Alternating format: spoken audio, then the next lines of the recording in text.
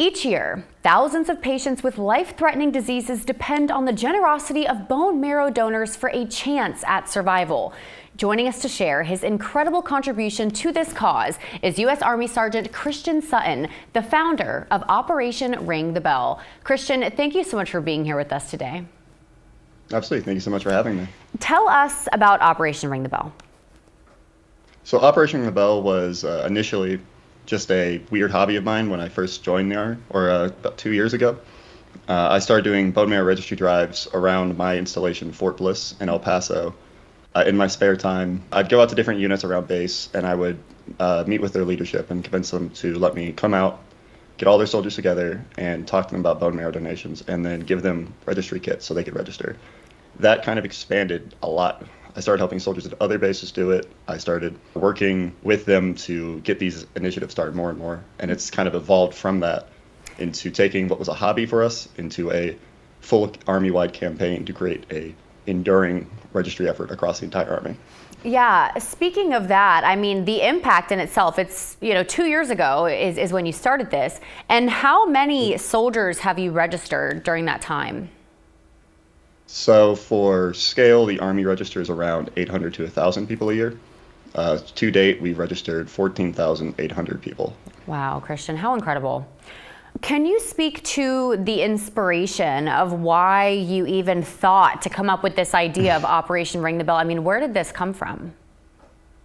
So in 2021, I went to a punk rock concert. So what I noticed was a table at the beginning that was registering people as bone marrow donors, and something about that contradiction, I guess, of you wouldn't think to see that humanitarian effort in such a chaotic environment.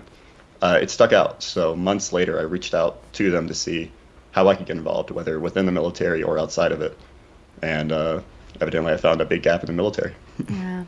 And for people who may not know, why is bone marrow donation so important and such a need right now? So for bone marrow donations to be found, if you need a bone marrow donation, say you get cancer, blood condition, immunocompromised disorder, a million things, you need to have a little sample of someone else's bone marrow to let you restart your entire immune system. It's the only way to recover when you go through chemotherapy, enough to damage your bone marrow, or a variety of different things. But you need to find someone's bone marrow that works for you, and that is really, really specific. So it has to be basically exactly your genetic code. And that only happens because there's 7 billion of us. It's just statistic improbability. So the more people you have on the registry, the more chance you have of finding somebody in the country or in the world that matches with you. Yeah. That's only found within your family 30% of the time. The other 70, you have to rely on a huge database. And depending on your ethnicity, your chances of finding that donor are significantly different. What does the donation process look like? Well, a lot of people think spinal tap. They think someone's going to drill in their bones. They think they're going to get strapped to a table and never be able to walk again. They think it's painful, essentially. It's not. The donation process is a blood draw, exactly like donating plasma. That's it. If you register, it's a cheek swab. If you are ever a match specifically for somebody, you'll only get called if you are needed. It's a blood draw. They take bone marrow stem cells from your bloodstream, and you walk off. And you've done the exact same process as that spinal tap or as that hip draw. It just doesn't happen anymore. That's 90% of cases is a blood draw. 10% is through your hip. Okay. Wow, Christian, I didn't realize that the donation process was fairly simple, and especially with the need being so large.